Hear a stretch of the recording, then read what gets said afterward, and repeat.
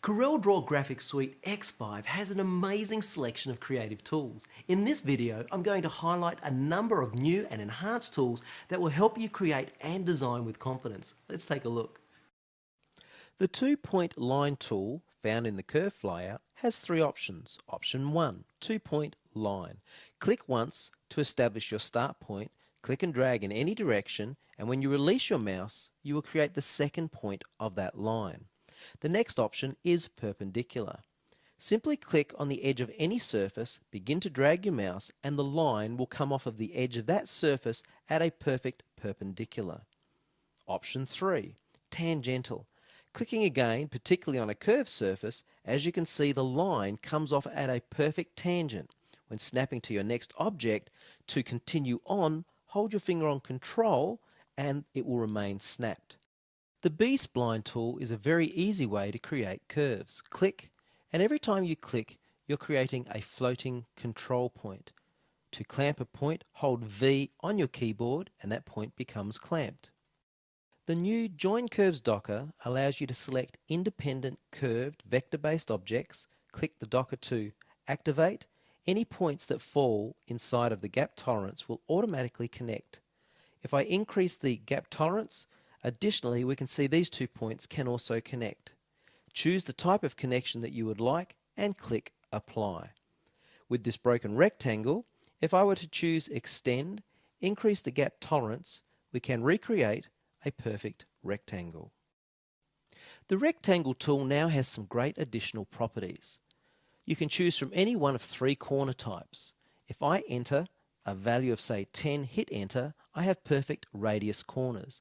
If I now readjust or scale my rectangle, as you can see, all corners maintain that perfect radius. If I turn off relative corner scaling, as I resize now, I will maintain that exact value as in the property bar, no matter what I do. And finally, it's very easy to simply alternate your corner type, scalloped corner or chamfered corner, anytime you need. The dimension tools have now been placed in a single flyout. Using the tools is easy. For example, the parallel dimension tool. Simply click, drag to your next point, release your mouse, move your pointer and click. And the new segment dimension tool is tremendous. Simply click near a node to capture, in this case, the radius. A single click captured the distance of that radius. And finally, the 3-point callout. Simply click and drag, click again, and type your text. It's that easy. A great new feature is the new Pixel Preview mode. I'll zoom in very tightly on the end of this leaf to demonstrate. If we now come up to View and turn on Pixel Preview mode, we now see a perfect rendition of this image as if it were a bitmap. Furthermore, I can still select the Shape tool, and if on the standard toolbar I turn on Snap to Pixels, I can still select an object, and what I'll do is select that node, and as I begin to move, can you see how that node point is snapping to my pixels? This is a brilliant way to perform the final touch-ups on any design. The new Objects docker allows you to work with precision. Selecting my object here, I need to place the lower left-hand corner at 186 by 143 coordinates, hit enter, and I need my object to be the accurate size of 65mm by 45mm. Again, hitting enter. If I click replace object, look at that. We have the perfect result based on perfect calculations. There have been a number of enhancements to the Color Palette Manager. Now these include new and much more accurate Pantone colors. You'll even notice we have a number of roll-on color palettes as well. Overall, the manager is a lot easier to work with. As you can see down the bottom here, we have all of our default palettes, and I can simply turn on or off the display of a palette as I feel I need to use that particular palette.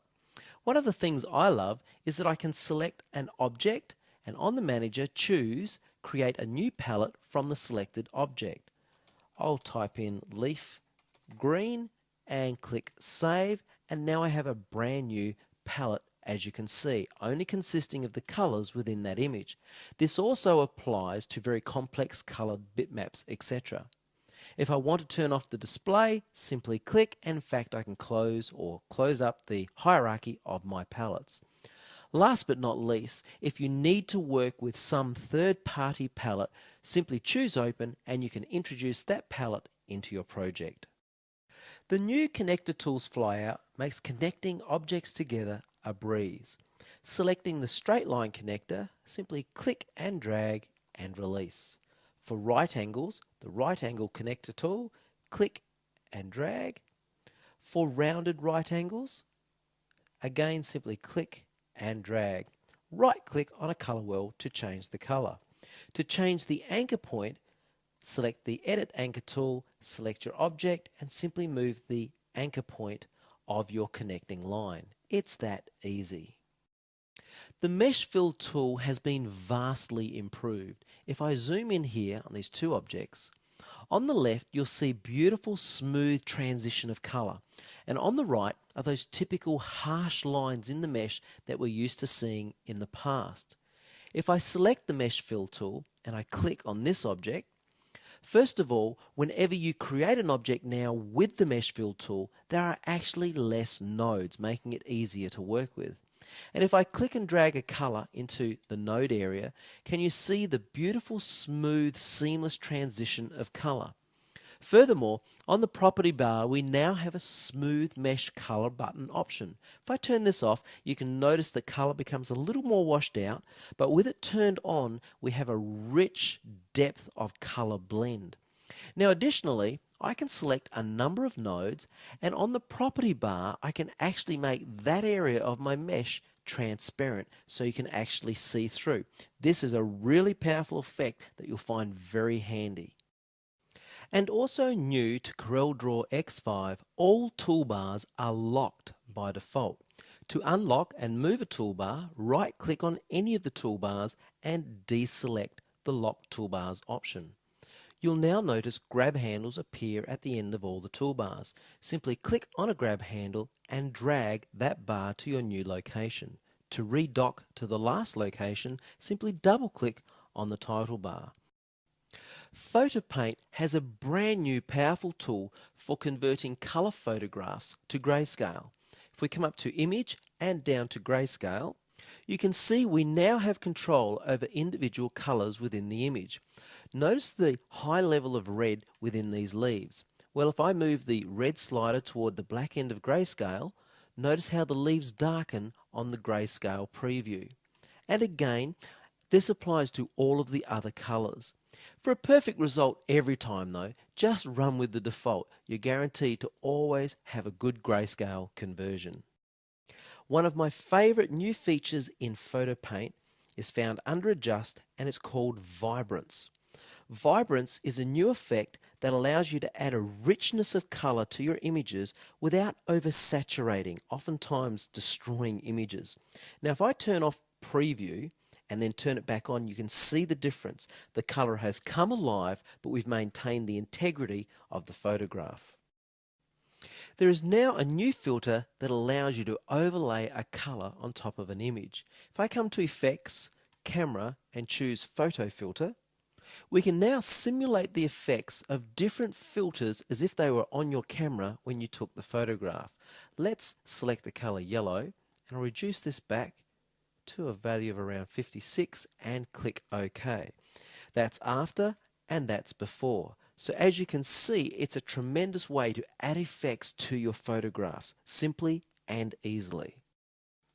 The object docker in PhotoPaint has been enhanced. For example, if I move this thumbnail slider to the right, we can increase the size of the thumbnail display. If I turn on Thumbnail Extents mode, we can display only the object rather than displaying the object within the size of the whole image. Also, you'll notice we have a group of objects here. If I turn on Groups View mode, I can see all of the objects within that group within that single thumbnail. And this triangle here allows me to break down the group so that I can access all of the images within the group to select them to work on them. A lot of great new features.